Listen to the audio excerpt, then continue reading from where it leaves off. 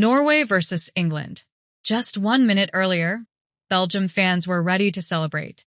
1 minute later, their golden generation had come to an end forever, and it all came down to one mistake by a substitute goalkeeper and a player who had stepped onto the pitch just 117 seconds earlier.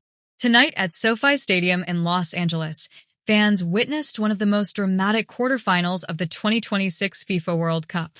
Spain defeated Belgium 2-1 to book their place in the semifinals, but while the scoreline looked straightforward, the match itself was anything but.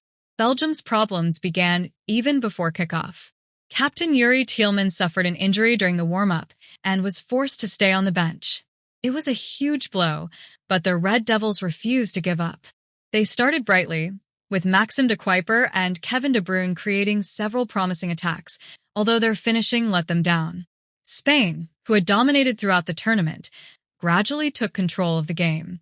Fabian Ruiz gave La Roja the lead in the first half with a superb finish, bringing relief to the Spanish supporters. However, their joy didn't last long.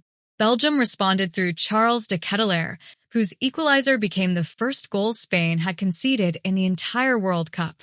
A team that had looked almost unbeatable suddenly found itself level at 1-1 going into halftime. The second half was played at an even higher intensity. Belgium threatened repeatedly on the counterattack, and there was one dramatic moment when Spain goalkeeper Unai Simon rushed off his line but failed to control the ball. Romelu Lukaku challenged him, the referee awarded a foul, and Pau Cubarsí sprinted back to clear the danger before Belgium could capitalize. At the other end, Belgium's defenders remained alert, denying several dangerous attempts from Lamine Yamal and Mikel Oyarzabal. Then came the biggest turning point of the night.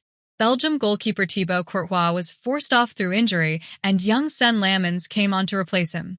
It proved to be the toughest moment of his career. With the match still tied late in the game, Spain made what would become a match-winning substitution by bringing on Mikel Merino. Just 1 minute and 57 seconds after entering the pitch, Merino delivered exactly what every coach hopes for from a substitute. Pau Cubarsí fired a shot toward goal. Lammens failed to hold onto the ball, and the rebound fell perfectly into Merino's path.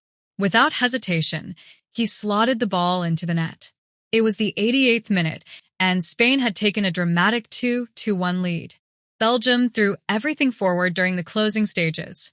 Nicolas Raskin delivered an excellent cross into the penalty area, and Belgian players crowded Spain's box in search of an equalizer. But La Roja's defense stood firm like a wall.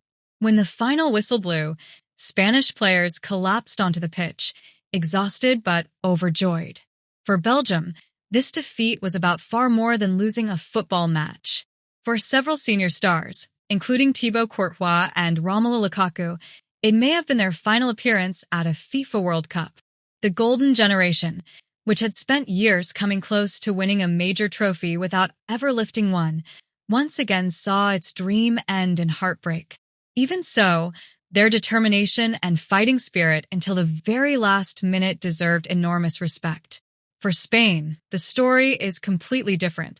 They have now reached their first World Cup semifinal since lifting the trophy in 2010, where they will face France, the same French side that has reached the last 2 World Cup finals. Before the match, striker Mikel Oyarzabal said that no matter how difficult the circumstances became, this Spanish team always found a way to respond. Tonight, they proved him absolutely right. Now all eyes turn to next week, when Spain and France will meet in a blockbuster semi-final between 2 of Europe's footballing giants. With only 2 matches separating them from World Cup glory, Spain is dreaming of lifting the trophy once again, 16 years after their historic triumph in South Africa.